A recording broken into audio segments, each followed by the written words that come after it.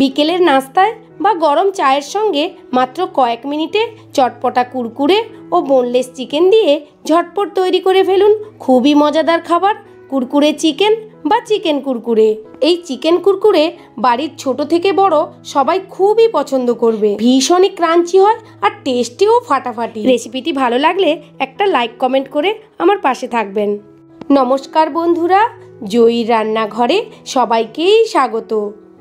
চলুন তাহলে দেখে নিই আজকের ক্রাঞ্চি ও চটপটা recipe Kurkure chicken. Kurkure chicken বানানোর জন্য আমি এখানে 300 গ্রাম বোনলেস চিকেন নিয়েছি।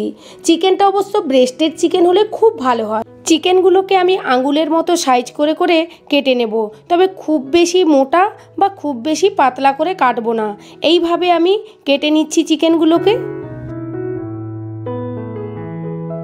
চিকেনটা কাটার সময় যদি একটু বেশি মোটা মোটা হয়ে যায় তাহলে মাঝখান থেকে কেটে একটু সরু সরু করে নিতে হবে, তা না হলে কিন্তু দেখতে ভালো লাগবে না।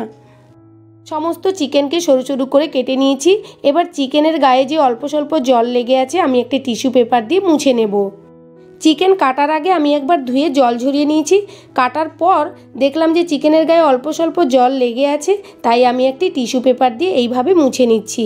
এইভাবে টিস্যু পেপার দিয়ে মুছে নিলে চিকেনের গায়ে লেগে থাকা সমস্ত জলগুলো আর থাকবে না, শুকনো হয়ে যাবে।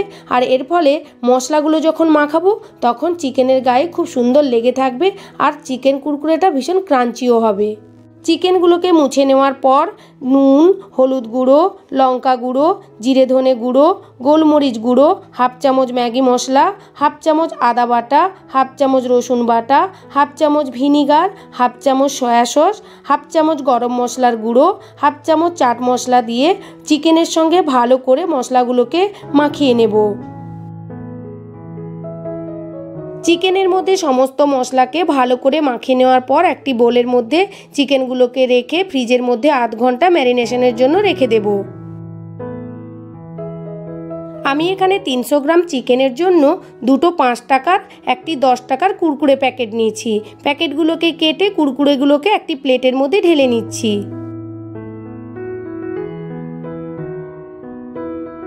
কুরকুরেগুলোকে আমি এইভাবে গুঁড়ো করে নিচ্ছি। আপনারা চাইলে মিক্সিতেও গুঁড়ো করে নিতে পারেন বা শিলনোড়াতেও গুঁড়ো করে নিতে পারেন, তবে খুব বেশি মিহি করে গুঁড়ো করবেন না, তাহলে কিন্তু খেতে ভালো লাগবে না। চিকেনটিকে একটু বেশি করে মুচমুচে বানানোর জন্য আমি এখানে 1 কাপ কর্নফ্লেক্স নিয়ে নিচ্ছি।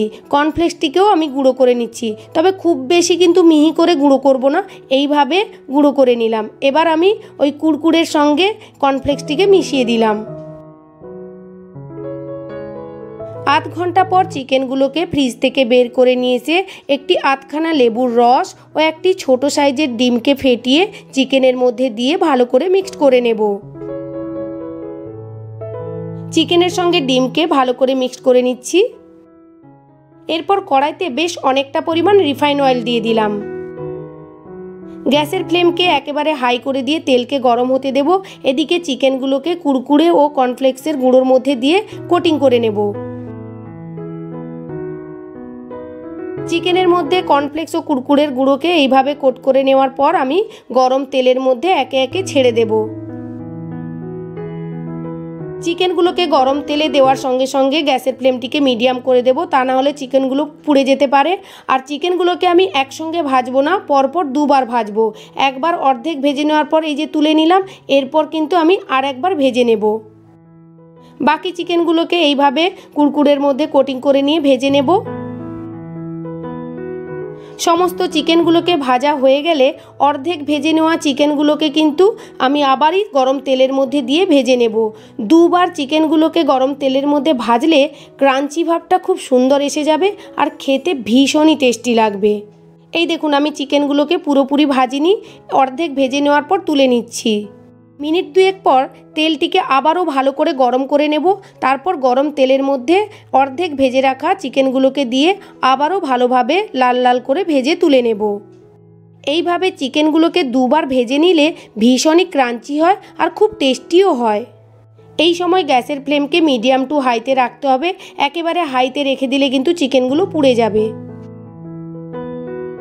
এই দেখুন চিকেনগুলো কি সুন্দর ভাজা হয়ে এসছে। এবার আমি তুলে নেব। ও টেস্টি হয় যে ভাজার সঙ্গে সঙ্গেই ফিনিশ হয়ে যাবে। তো আমার এই রেসিপিটি কেমন লাগলো অবশ্যই কমেন্ট করে জানাবেন, আর ভালো লাগলে কাছের বন্ধুদের সঙ্গে শেয়ার করবেন। আরও নতুন নতুন রেসিপি পেতে আমার চ্যানেলটিকে সাবস্ক্রাইব করে রাখবেন, আর পাশে থাকা বেল আইকনটি প্রেস করে রাখবেন, তাহলে নতুন নতুন রেসিপির নোটিফিকেশানটা সবার প্রথম আপনার কাছেই পৌঁছে যাবে। নমস্কার, সবাই ভালো থাকবেন।